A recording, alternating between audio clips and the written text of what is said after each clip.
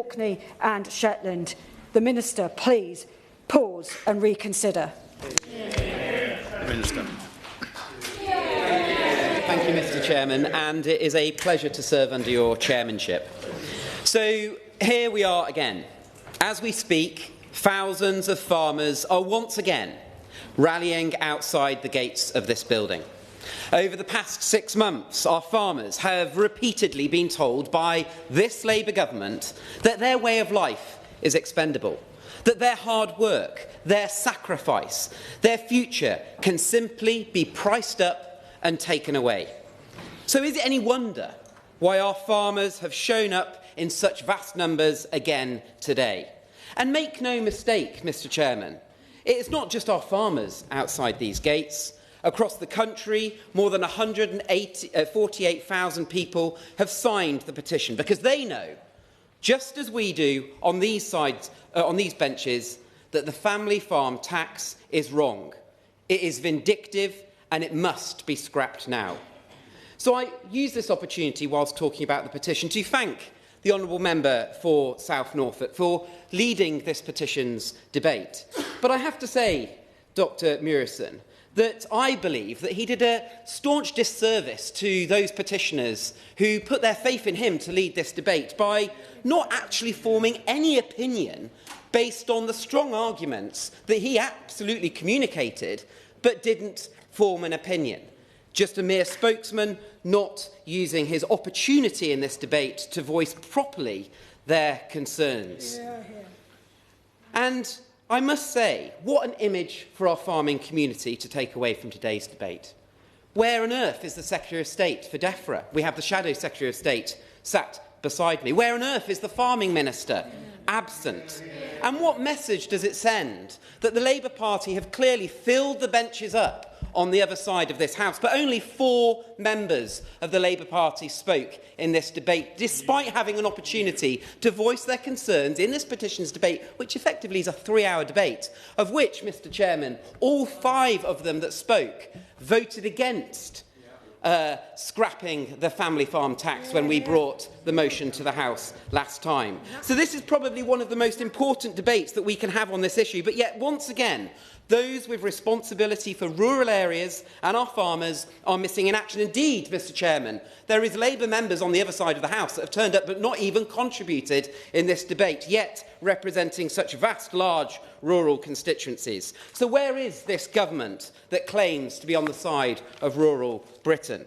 Because if they had actually visited some of their farming communities, they would know just how damaging their choice is to implement the family farm tax is on our farming community. They may have had some of the devastating conversations that I, and indeed many on this side of the House, have had, including the Shadow Secretary of State, have had on this issue. And I would like to go through and share some of them. Mr Chairman, just last week I was in Northamptonshire and I met George. George has worked on his farm all of his life, and he is nearly in his 80s. And he, right now, unfortunately, is extremely ill. He knows, through his diagnosis, that he hasn't got long to live, but he isn't sure right now, as I speak, if he'll live beyond April 26.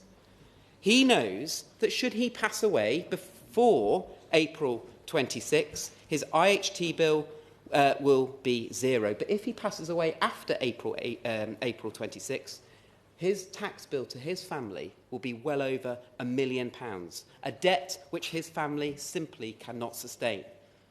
Now, Mr Chairman, taking his own life was an option which was put forward to me.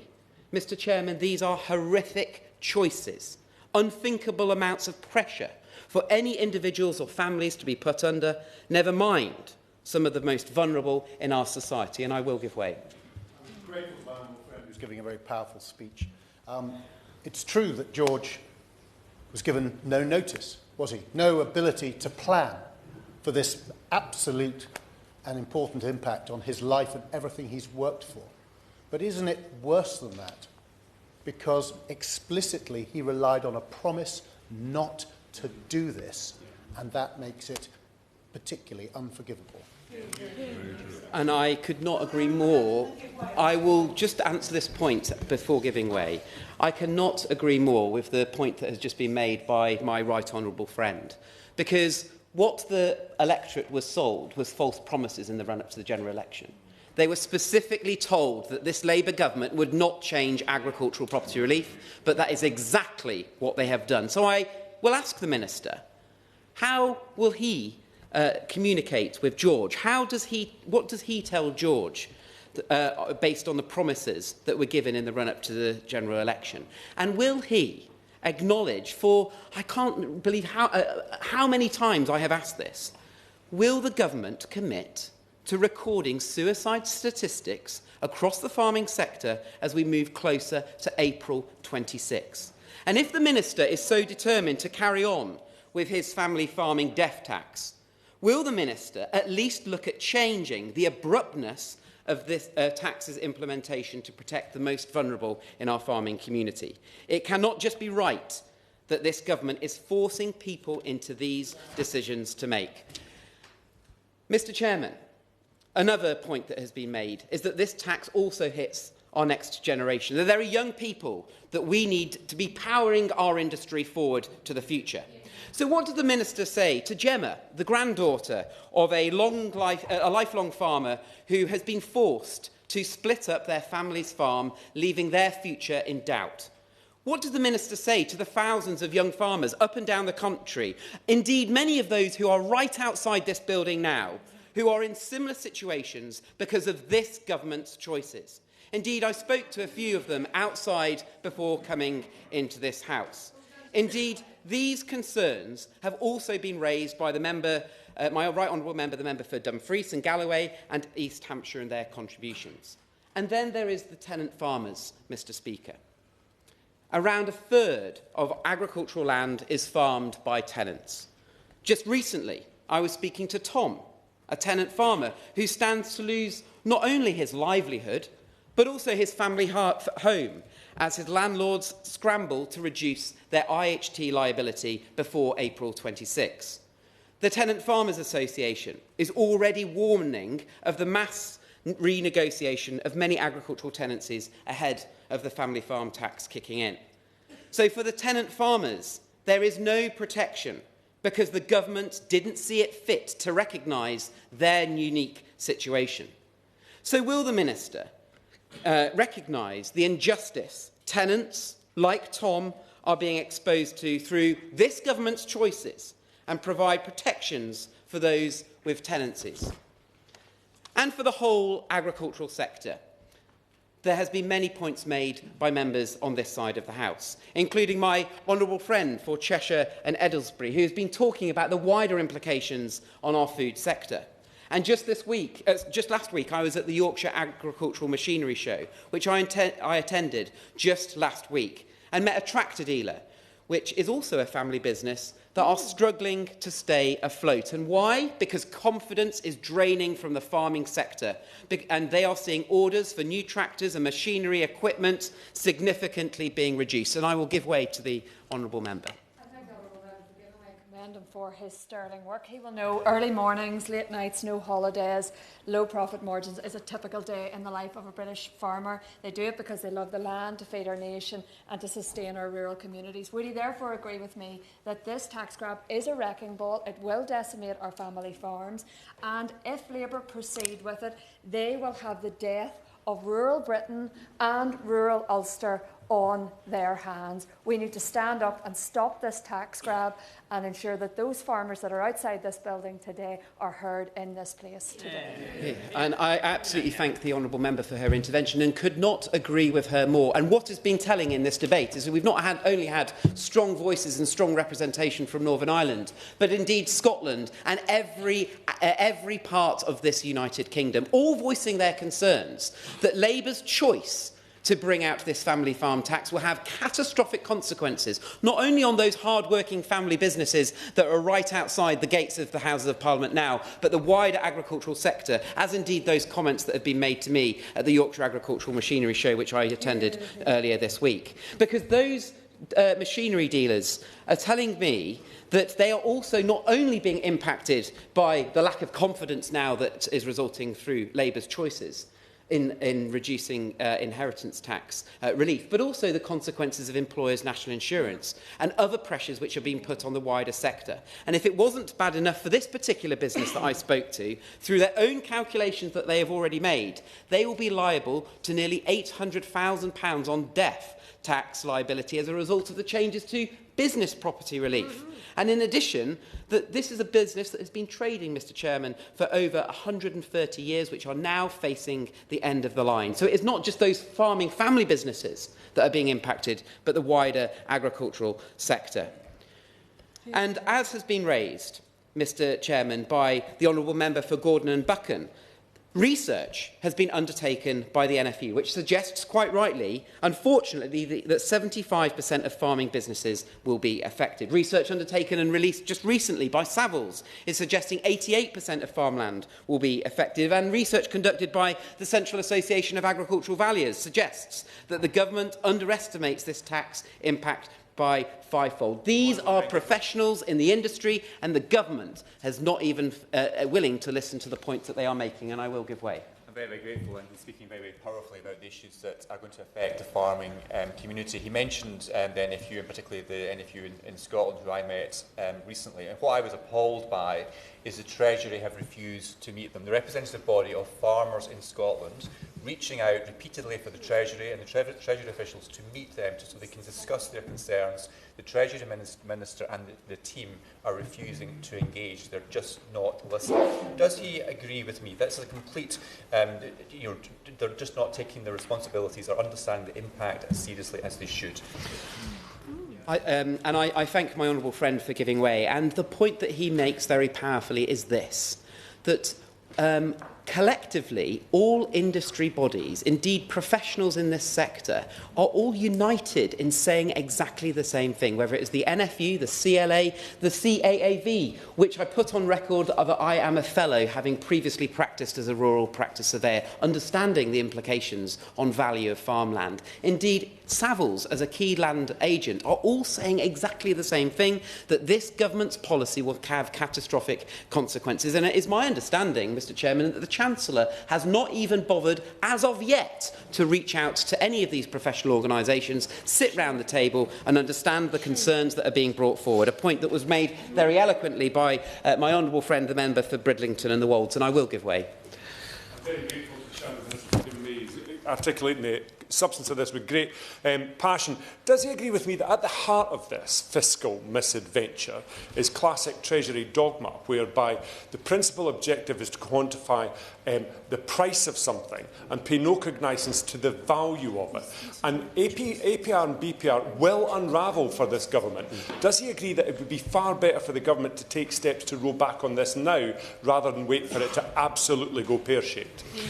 And I thank the honourable member for Angus for the points that he has been making. But he makes a very powerful point, that this is about this government, Labour's choices that they are imposing on many of our family farming businesses, who are now having to make those absolute difficult decisions as to whether they look at disposing of land or potentially plant or machinery or indeed livestock to fit a potential IHT liability that may come down the line, all of which is reducing the productivity of that farming business, all of which will not only impact those family farming businesses, but impact UK food production and UK food security. And that's why I join all of the members on this side of the House in calling on the government to change course immediately, because farmers are not multi-millionaires. Many struggle to break even. Some, as have already been said in this debate by my honourable friend for Beverley and Holderness, indeed my right honourable friend for Dumfriesshire, Clydesdale and Tweedsdale, that the vast majority of returns that are experienced from many of our farming businesses is less than 1%.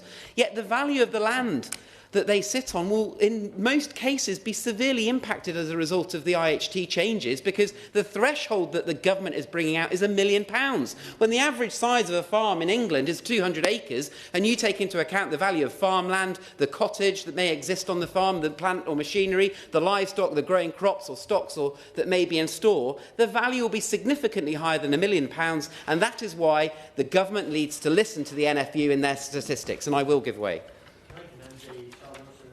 Speaking exceptionally well, encapsulates the opinion of almost everybody in this chamber, and I thank him for that. The threshold, and my contribution, I referred to the threshold, should, instead of being 1 million, on a rateable value in the 70s, 80s, 90s and the whole way through, it should be today's value. Therefore, the threshold should not be 1 million, it should be at least 5 million. Does he agree?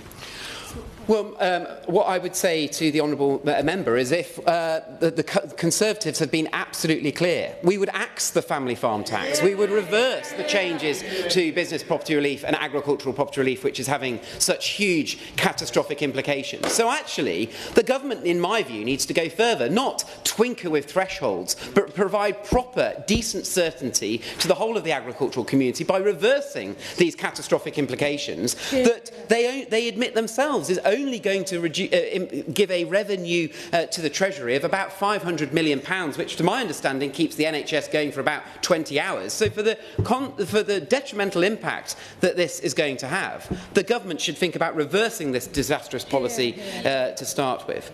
So for the 10th time of asking in this place, what impact assessment has the Treasury done on the effect on growth within our entire agricultural sector as a result of the autumn budget, including all of those other negative implications to do with employers' national insurance, minimum wage increase, de-linked payments significantly reducing, the impact of capital grants disappearing, before we even start talking about the family farm tax. So, Dr. Murison, when this tax was first announced at the budget, I thought that maybe, just maybe, our new Labour government were just being naive. Perhaps they didn't understand the catastrophic impact their budget will have on our farming businesses, and they would change course soon after. But after 6 months, the government has consistently refused to listen to the NFU, the CLA, the TFA, the CAAV and members on this side of the House and others who have repeatedly tried to expose the damaging impact of this tax. Well, Honourable Member, give way. I will give way. He's been very, very generous with his time. The one group of people who he's not yet mentioned are the supermarkets. Tesco, Asda, Marks and Spencer's, Lidl, Aldi, Co-op, Sainsbury's and Morrison's have all urged the Labour government to pause and consult, because the UK's future food security is at risk because of this policy. And I thank my honourable friend for his point, and indeed that is absolutely the point. That is others outside of the sector, including all of our supermarkets, that have come together in agreement in saying how catastrophic the damage will be on this farming sector from this Labour government. Indeed, 250,000 who signed the petition launched by the Shadow Secretary of State for DEFRA, which was presented to the Treasury a month ago, all agree with the comments that we are making on this side of the House. The Labour government have willfully ignored the farming community, the machinery dealers, the feed merchants, the auction marts, the supermarkets, the wider agricultural sector, including accountants, bank managers, land agents, and indeed the wider public, who have all voiced their concerns that the family farm tax would have a crippling impact on UK agriculture. And on top of that, the Chancellor, as I have said, continues to meet with any stakeholders, and as we have seen today, not even a DEFRA minister has had the decency to turn up to this debate, despite it being of incredible importance. So no, they weren't being naive, Mr. Chairman. The reality is much worse. What is clear now is that this government's family farm tax is purposely vindictive. Indeed, I believe now it was designed to be this way. The government's actual intent is to send a strong message out to our farmers that they are not needed, that they do not matter, that they do not play a vital part in our national agenda. Well, Mr. Chair, for someone who has been involved in agriculture all my life since entering this place, this is personal to me. And that's why, on this side of the House, we do value our farmers. And that is why the Conservatives will axe the family farm tax, reverse the changes to agricultural property relief and business property relief. No if, no buts. And like I have said, I can only hope that the Minister is about to get to his feet to confirm right now, today, with all of our farming community watching this debate and the many others on the streets of Westminster who have travelled far afield to get here, that his government is going to listen, that his government is going to make changes and hopefully will axe their vindictive family farm tax. And if he doesn't, I can tell him that we on this side of the House will keep coming back again and again until he and his government finally stand up for our farmers up and down this country.